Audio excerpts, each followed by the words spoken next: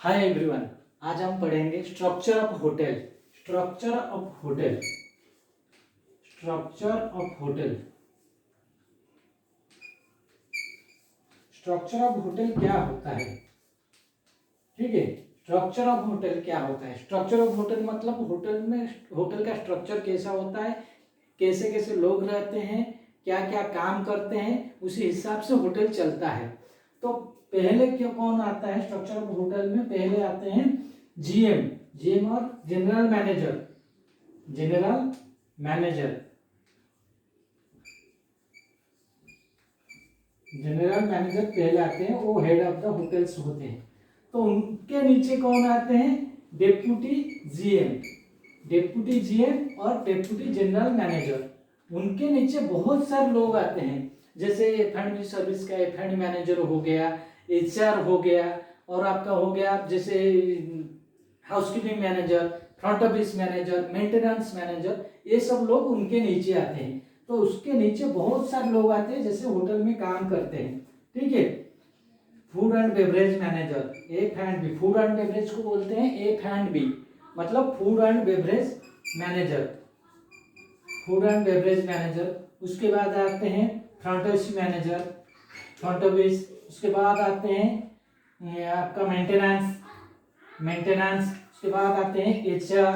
ये बहुत सारे लोग होटल में मिलके काम करते हैं। तो इतना बड़े होटल को रन करना थोड़ी मुश्किल का काम होता है, क्योंकि बहुत सारे लोग इसीलिए एक टीम बना के काम करते हैं। तो जिससे होटल का बहुत सारा रेवेन्यू आता है, वो डिपार्टमेंट कौन सा है? ये आपका मन में एक क्वेश्चन आता होगा। तो जो होटल का ज्यादा रेवेन्यू आता है वो इससे आता है फ्रंट ऑफिस मैनेजर। जो फ्रंट ऑफिस मैनेजर होते हैं, उनका काम है कैसे रूम बुकिंग करना, लोग कैसे आएंगे कैसे रहेंगे, उनका काम है फ्रंट ऑफिस मैनेजर का बुकिंग वगैरह लेना।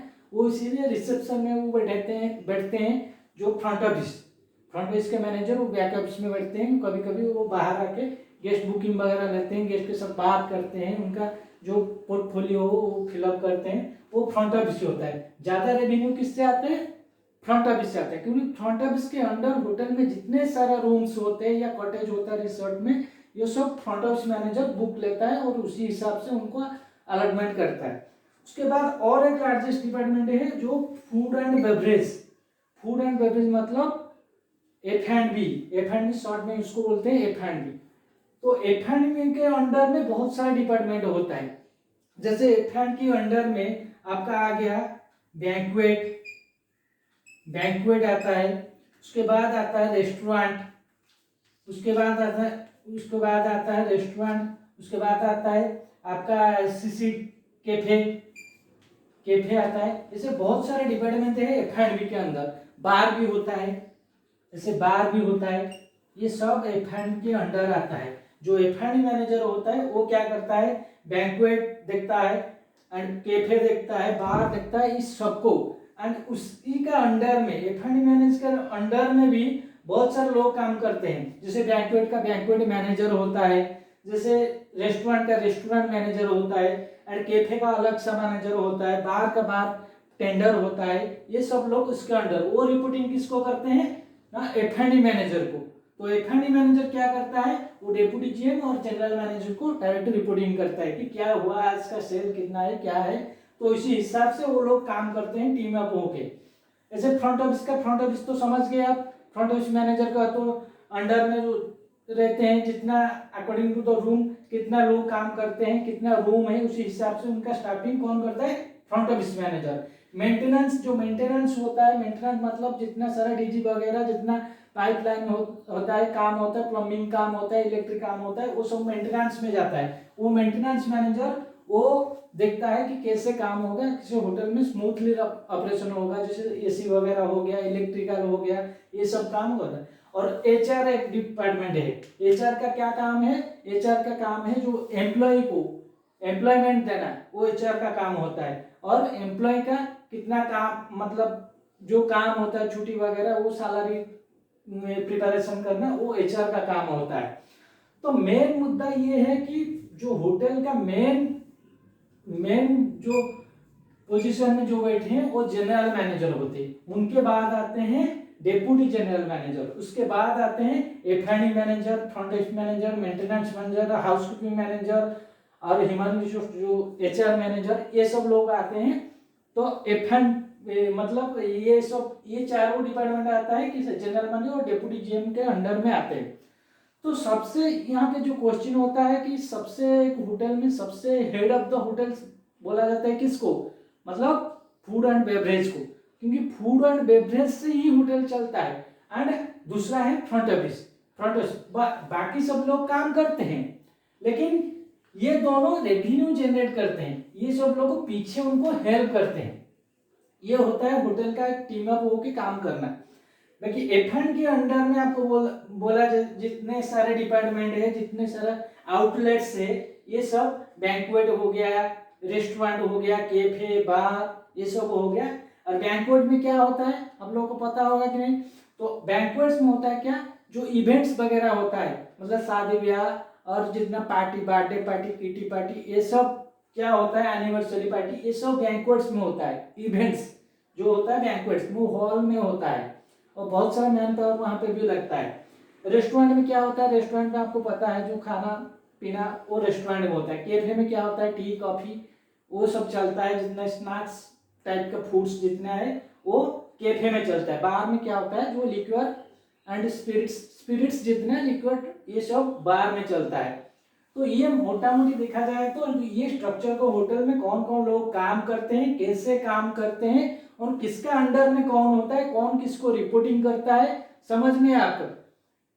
तो मेन लार्जेस्ट जो हाईएस्ट रेवेन्यू देता है कौन देता है, जो फ्रंट ऑफिस। फ्रंट ऑफिस क्यों देता है, क्योंकि फ्रंट ऑफिस के अंडर में जितने सारे रूम्स होते हैं, होटल में 100 200 300 रूम होता है, उसका रेवेन्यू जनरेट करता है कौन, जो फ्रंट ऑफिस मैनेजर हो वो बुकिंग लेता है।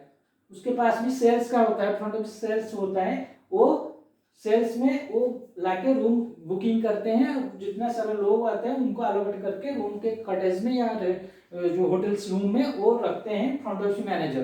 तो फ्रंट ऑफिस मैनेजर का काम होता है क्या, तो रूम अलॉटमेंट करना और जितने सारे गेस्ट को कैसे कंफर्टेबल स्वीट स्टे देना, वो फ्रंट ऑफिस मैनेजर का काम होता है।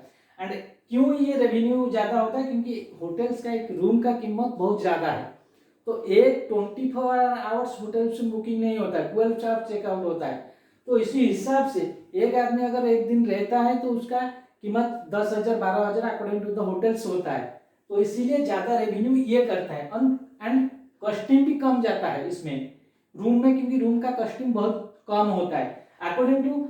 सिमिलरली अगर हम देखें तो F&B जो डिपार्टमेंट होते हैं, F&B मतलब फूड एंड बेवरेज होता है। तो फूड एंड बेवरेज में हम अगर किसी को खाना देते हैं तो खाना का जो कॉस्ट होता है, वो खाना का कॉस्ट जाके आपका रेवेन्यू थोड़ा ज़्यादा आता है, बट इसके तरफ नहीं है, जैसे फ्रंट ऑफिस के तरह नहीं होता है।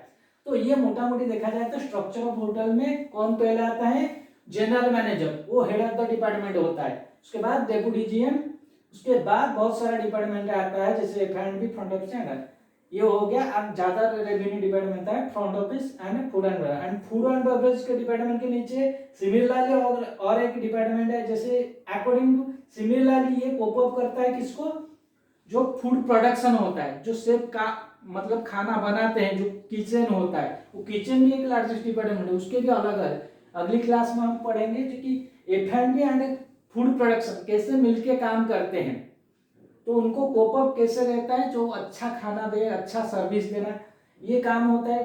F&B सर्विस का काम होता है क्या, अच्छा सर्विस देना, खाना लाके गेस्ट को देना। बट खाना जो पीछे प्रिपेयर होता है वो काम किसका होता है, जो फूड प्रोडक्शन डिपार्टमेंट का होता है। वहां पे एक शेफ बैठते हैं, एग्जीक्यूटिव शेफ, उनका काम होता है। उसके बारे में हम अगली क्लास में पढ़ेंगे कि फूड प्रोडक्शन के बारे में, फूड प्रोडक्शन में कैसे खाना किचन में प्रिपेयर होता है एंड कैसे कैसे क्या क्या लोग होते हैं। तो वो स्ट्रक्चर ऑफ किचन होता है, उसमें कौन कौन लोग आते हैं। तो today is class structure of hotel, ये सब चीज होता है स्ट्रक्चर ऑफ होटल्स में।